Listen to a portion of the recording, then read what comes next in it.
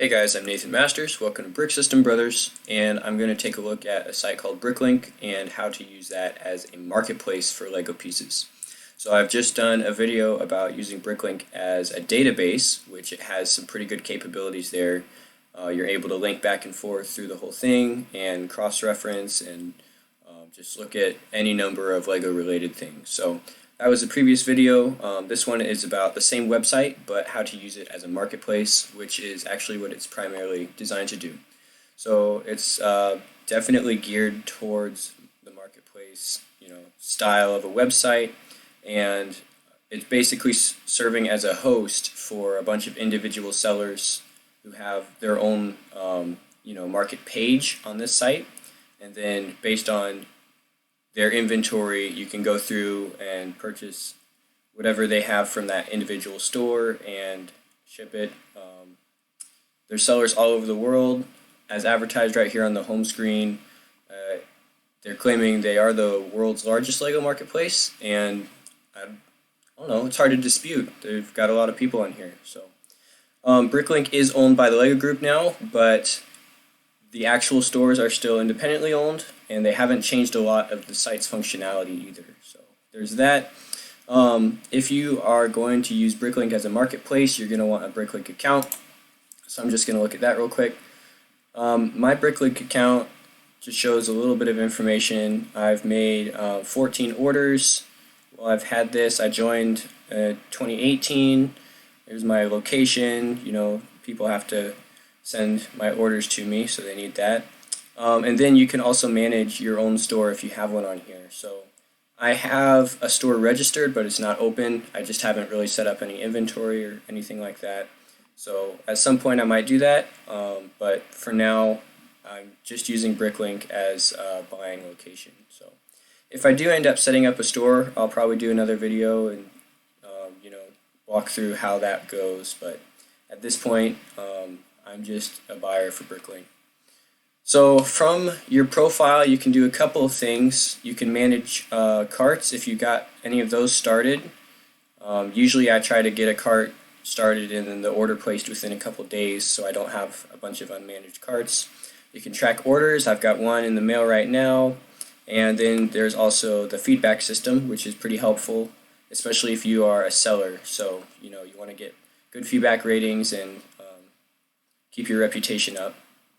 Probably the best feature for Bricklink is the wanted list feature, which is just a way to manage the pieces that you want on an individual basis, or sets as well. So here's kind of different categories that you can add to your wanted list, and then once you have a list configured, you can do a couple pretty interesting things with that. So I've got these different lists here. I'm going to look at one I call random parts. I made this a little while ago. It just has several pieces that would be good to have. At one point these were all in one store, but that was quite a while ago, so it's probably not going to be all located on one store anymore. But yeah, as you can see, there's just this turbine blade. Here's a standard piece in an interesting color. Here's a bigger piece from Chima. These drawers are pretty nice to have, but they're kind of hard to find. The Santa hat is a cool piece. The bucket scoop, saw blade, and then a piece from a collectible minifigure. So there's 17 pieces on here, pretty widely varied.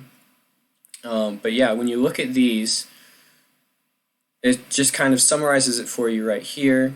If I go back real quick, Bricklink has a feature called Easy Buy, and if I click on that, it's gonna try to find all of these pieces for sale in as few stores as possible. So it kind of consolidates the order as much as it can. And I did have a couple multiples in there, so there's a total of 41 pieces, and it found everything in 2 stores, which is pretty good. So I can tell Bricklink to make this order for me. It'll create the cart and then try to figure out shipping and handling, and it kind of gives you a breakdown for each store. So this store looks like it has 13 lots for about 15 bucks, and this store has 4 of the lots for pretty close to the same price. So probably some of the pieces are worth more, or if there's multiples, those are going to be worth more. So Depending on what pieces are in your wanted list and what the market value is, the value range will go up and down. But if I really wanted all of these pieces in this order, I could do this pretty easily where I would just go in here and create this card. So if you know for sure that you have a project and you're going to need all of those pieces, I would make a wanted list of those parts and then just try out that easy buy feature. And maybe don't do it the first time around. You could wait and see if there's things going on sale, but at some point, if you know for sure you want to buy those pieces, this is probably the easiest way out there to do that right now. Pretty cost effective as well. So if you know you want specific pieces, that's a good place to start. But I actually got started buying on Bricklink a little bit differently. I found this community tab, which kind of serves as a message board, discussion forum. So this is just general discussion about the site. I used to go onto this marketplace tab. I don't do this so much anymore, but every now and then I will. And then I go to the sales page here. So sellers are constantly posting sales for their store, just to make a little bit more money. If there's good times, if there's bad times, some people close out their whole store and have a sale. Different chapter in life, so that kind of thing. But this is a good place to go and find what's going on the site without really sifting through several pages of stores trying to find discounts. So it's a good place to start because you know for sure that these pieces will be discounted already. And yeah, like this guy right here is store closing, selling entire used inventory. So might be some good deals to be found here. So it's a shop in the US. He's got a store worth almost $2,500, and he's gonna probably knock the price off a lot of these to try to get stuff moved. So that's a good place to look if you don't really have something specific in mind and you're looking for a deal. So that community tab and the marketplace and sales. If you do know what you want, I would just use the search bar. We'll say Johnny Thunder. See what comes up. The good old adventurers theme from the early 2000s. So I'll give you an overview. Let's look at some minifigs. Oh yeah. So let's look at this Expedition version of Johnny Thunder with the green torso. And I looked at this a little bit in the previous video about that Bricklink as a database, but all of this same information here is also really related to using Bricklink as a marketplace. So if you have an idea of what you want, pull it up in the search bar, and then once you get down to this detail page about this minifigure or a set or a part, whatever you're looking at, you're going to want to go down here and look at these store sites. So it's got the lowest price first, and the cheapest one happens to be in the US. However, there are some notes on here. This guy says that the Johnny Thunder he has for sale has plain tan legs, cracked arms, cracked torso, general heavy playwear, super discount. So if you are just looking for cheap minifigs, then you might want to look at this. The other thing we can do is we can look at newest. Oh, this just lists new. Okay, so go back to lowest. We can filter this a lot more. I think there's a way to only look at new items. Condition, new. Then we reload the search. So here's a new Johnny Thunder. Cheapest one's in Australia for $2.50. Cheapest one in the US is $3. So that's a pretty good deal for an older minifigure listed as new. It looks like this guy just has a bulk new minifigs, so that's pretty cool. So yeah, there's different ways to filter. The other one that's a really good filter to put on is the incomplete filter. which I don't remember for sure where that is. But especially if you're looking at sets, you're going to want, unless you don't care, you probably want to look at complete sets, which is important. So yeah, I just recommend that you guys go on here and mess around with the filter and figure out, what works for you. But the method I usually use when I'm buying on Bricklink is I pick a store, and then I go through that store and try to pick pieces that are interesting, and then just place an order for that store. So every order is usually a single store. That way I'm not messing with multiple shipping and trying to configure all of that. So if you're looking at individual stores, there's a couple different things you can look at. The first thing is up in this top right corner. The feedback is pretty important. So if a store has a history of not being very good at fulfilling orders, then it's probably going to get bad feedback, and this will be a lower percentage. But 97 is a pretty good feedback rate. It's pretty hard to keep 100% as well, because you can't make everybody happy. So looks like this guy's generally trustworthy. Almost 4,000 orders have been placed, and 117 people are fans of the store. They're gonna just a way to bookmark it and come back to the store at a later date. So there's kind of three numbers that are handy to kind of gauge a store right off the bat. The other thing you look at is this message board right here. Seller can put on general information about their store. So if you're worried about fast shipping, that would maybe be a problem. But a week to 12 days to ship isn't too bad. If you're not in a hurry, it's no big deal. So it's just nice to know that right off the bat. So that's up there for you. And then store summary can be found on this left side. So it usually breaks it down by category. There's going to be 136 different set lots for sale, and those are all right here linked, so you can jump right to specific one you want to look at.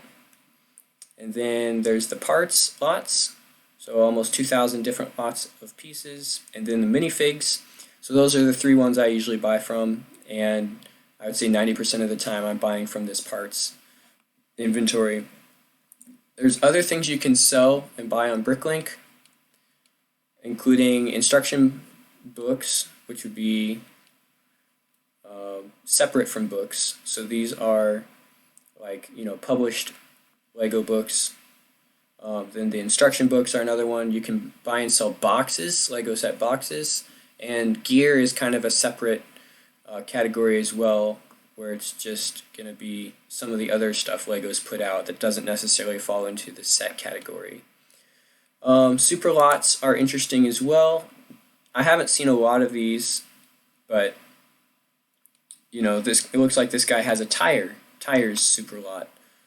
So we can look at that, and it's just kind of things that go together that are already placed into kind of a bulk form for you, and usually it can be reduced for price. So that's a good thing to look at. But what I do most of the time when I'm placing a Bricklink order is I just go to the parts lots, and then it just lists them all out. And if you guys have ever used Pick-a-Brick on Lego.com, it's a really similar format to that, where you just have this, an image of the piece, the condition here, the Bricklink name, which is usually you're able to identify what you're looking at. Kind of a hierarchy of where this fits into the general Lego system. So, the broadest item being all items, and then narrows it down to parts, specifically food and drink pieces, and then a specific Lego item number. So all the way down to the item number there. And then there's the quantity available, almost 50. Individual price is a quarter. It's kind of pricey for an apple.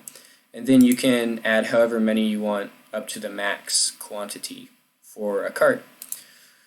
And I just go through the whole list and look at price firstly, and then after that, if I have been wanting a piece for a little while to make a specific project, I would probably put that into a wanted list. And when something is on your wanted list, this heart over here shows up filled in red.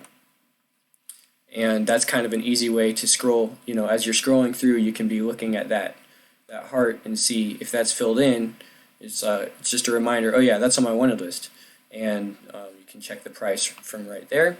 The other thing is, if you see a part and decide you want it on your wanted list while you're in a store, and this works in any store, you can actually add it from the store just by clicking that heart, and I'm just going to put it in my random parts list. And you can add a specific color, however many you want of those. I looked at this a little bit in the inventory, the database video as well. And then you add it. It gives you a brief message that it was successful, and then that pop-up just goes away automatically, and you can get back to the store.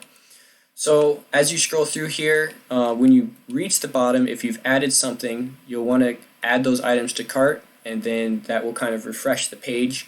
If you start moving through different pages without adding things to your cart, it gets cleared out, at least from what I've experienced. So try to remember to do that, and then once you have a cart going, you can view that up in this top right corner. And then from the cart view, pretty much like any other marketplace, you can check out. Some stores will go ahead and put flat rate shipping on, which is nice, and then you know how much you're going to pay for shipping. Most stores will want to send you an invoice, and so they'll receive an order, and then before you pay, they'll kind of review it, make sure it looks feasible. You're not trying to order 10,000 of a single piece or something like that. That might be a special case. And then they'll probably send back an invoice with information on if any of those parts ended up not being available, and the shipping price as well. And in all of my experience, all 15 of the orders I've placed on Bricklink, shipping has been very reasonable. So I wouldn't stress too much about someone throwing a huge shipping fee on you. But I'm sure there are cases here and there. Just be careful. It is online marketplace. Generally, I have found Bricklink to be very trustworthy. So yeah, so that's just a few tips about using Bricklink as a marketplace. There's definitely a lot more that could, you could go into all of the different specialty things like that. These 4 tabs here are just another way to get started. And the mocks tab, I haven't explored a lot. It'd be interesting to see what's on here. I think this is something that the LEGO Group wants to expand now that they own Bricklink. Just kind of a way to connect with the adult LEGO fans that are designing these unofficial LEGO sets is basically what they are. So you can look through here and see what other people have designed. These aren't official LEGO sets, but some of them are really, really good looking LEGO creations, and that's kind of what the ideas program is for. If people are designing cool sets that should be produced, then the ideas program allows people to vote for that, and as we've seen for the past 10 years or so, it's been pretty successful. So I'm not sure how much the MOC page on here is going to be integrated with ideas, if that's going to be something that happens in the future, but it's kind of a similar thing as far as I can tell. And yeah, that's about it for Bricklink as a marketplace. I think it's cheaper than eBay in most cases, especially when you're only looking to buy a few individual pieces. So keep in mind that most stores kind of have a cutoff limit, so they don't really want you going in there and buying a single piece and then they have to ship just one little 2x2 brick or something. So there's usually a minimum buy of $5. So keep that in mind. It's not too hard to fill up a cart. And if you're looking at secondhand sets, it starts to blur the lines a little bit on what's cheaper. I actually kind of prefer eBay to that, just because sometimes you can find pretty good deals on secondhand complete sets.